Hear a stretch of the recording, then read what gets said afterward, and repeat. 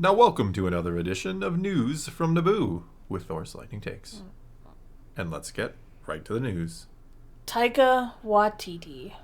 The Taika man who might Waititi? eventually get around to making that Star Wars movie he talked about. That's okay if he doesn't. I'm okay with that. He still says he's gonna. I don't want to see Star Wars Love and Thunder. You...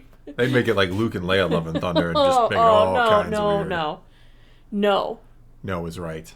Well, No. Yeah, I get where you're going now, Grogu. Celebration came and went.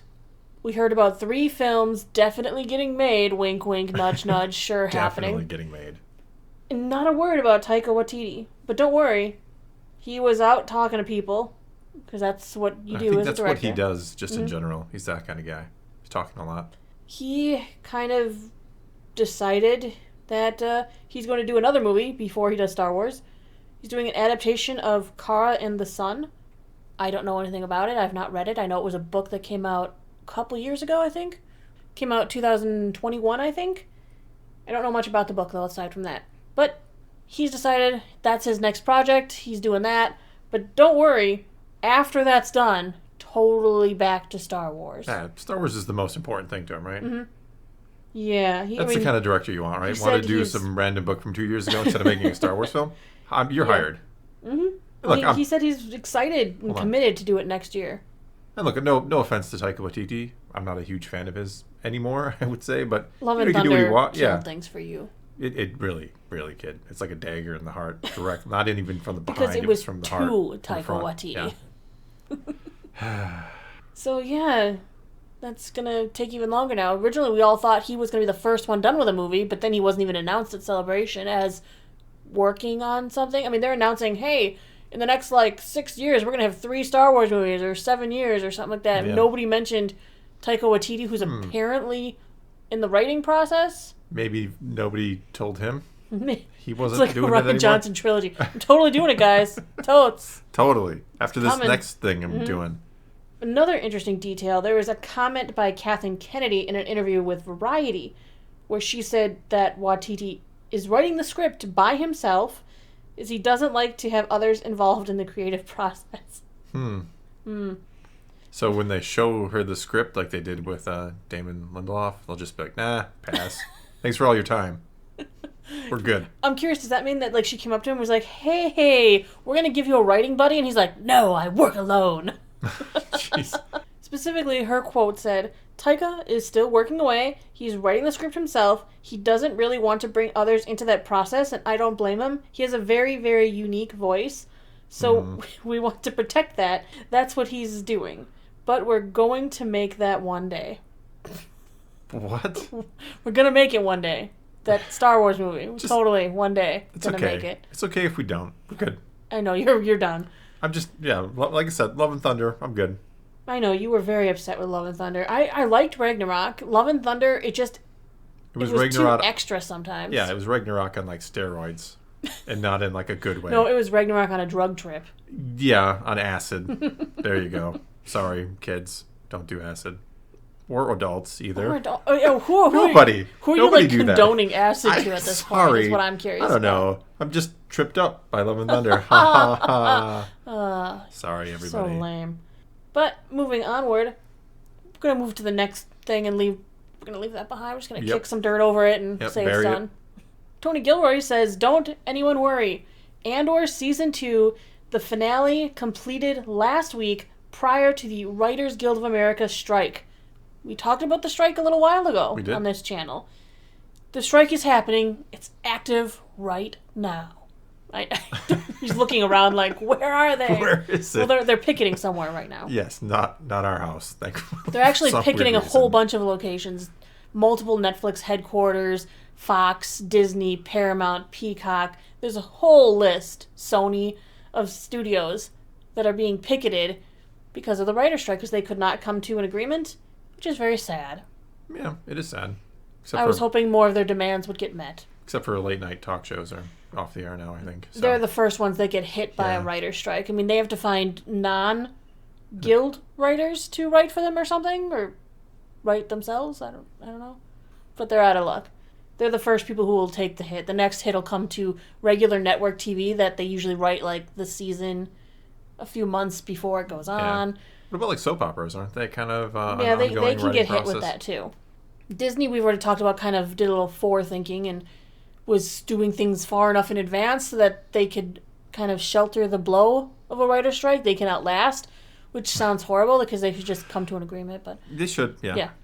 But as long as Andor season 2 is written, sorry, writers. Yes. I'm all good now. Tony Gilroy has officially said that he finished the script. It's done. It's written. The final script for the final episode, the finale, was finished before the strike began on May 2nd.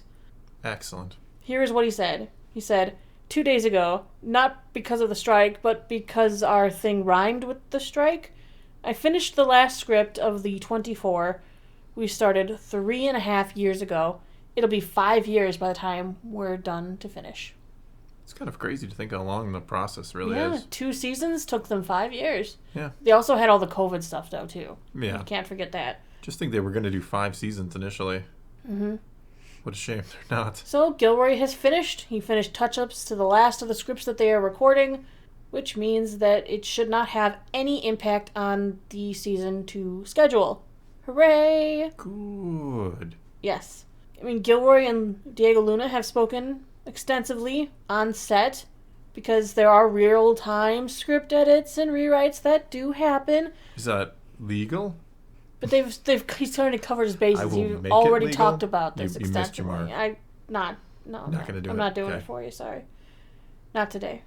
I mean, for example, they said season 1 had like last-minute changes in the Alhani sequence from episodes 5 and 6 after they realized they couldn't gather as many extras as they originally planned due to COVID protocols for the groups that were supposed to come to the Festival of Lights. Is that why so few showed up this year? Well, that's why they altered the script, and they're like, now there's this thing where the Empire has made it so people don't even honor their past anymore. COVID affected Star Wars in the story itself. It did, but they covered it really well by just making it that the Empire were bigger douchebags than we thought. So, good job. Good job, Tony Gilroy, you excellent writer, you. But this type of collaboration won't be possible as long as the Writers Guild are all on strike. Because the Writers Guild of Great Britain ordered members working under the WA jurisdiction to stop. I see. Yeah, so that means Gilroy can't do any touch-ups for now. That's kind of weird. Unless he winks and does them on the side. I don't know how these strikes work, how much watching they're doing on their members, or if it's just like an honor code. Yeah, how do you know if he's just like randomly changing something suddenly? It's one thing to be like, my business is on strike and I have to cross my picket line to get to work. It's another thing to be like, well, we all work at different locations all over the world. Are they really going to know if I just come in there and change a couple words? I don't think so. Do what must be done. Right. It's tough. Lord Gilroy. But, I mean, he has envisioned this story for 3.5 years at this point. Can you really just let it go and be like, well, we're on strike now, so I guess do whatever you want? No. It's like crazy. But I understand what they're doing, and they do need to support their issues here. But Gilroy did say last year, prior to the release of season 1, that all 24 scripts would take up 1,500 pages, and he doesn't strike us as the type who would start to roll cameras with incompleted scripts. It's okay when I do it. Why is it okay when you do it? I don't know. Well, you know that Andor is still expected to do late summer 2024. I'm excited. I want to see it. It's great. Yes. We'll try and keep an eye on the strike and what it could mean for Star Wars as it progresses, but usually these things, hopefully, don't last long, and we'll get some relief. We also know that, like, Leslie Headland's The Acolyte, they're finishing up, like, principal photography, so they're not going to be doing it. So they're pretty much done. So rewrites and stuff aren't something we're going to have to really worry about. So they're finishing their stuff up, too, so those 2 shows are going to be good. It's everything that comes after that could be a problem. What about Skeleton Crew? I haven't heard anything about the people behind Skeleton Crew, if they are a member of the Guild Association or not. But, speaking on Andor, Diego Luna kind of had nice things. He always has nice things to say. He was bad talking Andor again, wasn't he? He says the production went so well on a creative level, he just kept expecting the rug to be pulled out from under him. Specifically, his quote was, "I always had the feeling that this wasn't going to see the light of day till it did. I kept going. This is too perfect. This is working." So everything just kept getting better and better, and I always had the feeling that something had to go wrong, but it didn't. We had the freedom and the support of Disney and Lucasfilm. We had the confidence of Kathleen Kennedy behind the show. If ever there was a Star Wars project that you thought just might kind of fizzle away and be forgotten, it would be Andor. It would be Andor. And then it turns out to be like the best Star Wars in a long time. Yeah. Go figure. Funny how things work out. Yeah. And lastly, he says, speaking of Cassian and his journey to become who we see at Rogue One, he says, he wants to be a part of the rebellion, but I'm not sure if he knows what that means yet. He's basically saying, I want to speak the language, but now he has to learn it. And so it's going to take longer. We're going to go for 4 years in Season 2. And when we find him, he's so far away from where we left him at the end of Season 1, he's basically the guy to trust for something like that mission. So a lot of good things coming. Yeah, definitely cannot wait for Andor Season 2. Mm-hmm. All right, well, I think that's going to be all we got for you this time. So now it's your turn to take to the comments below and tell us what you think of any and all of today's news. And let's talk some Star Wars. And until next time, thanks for watching.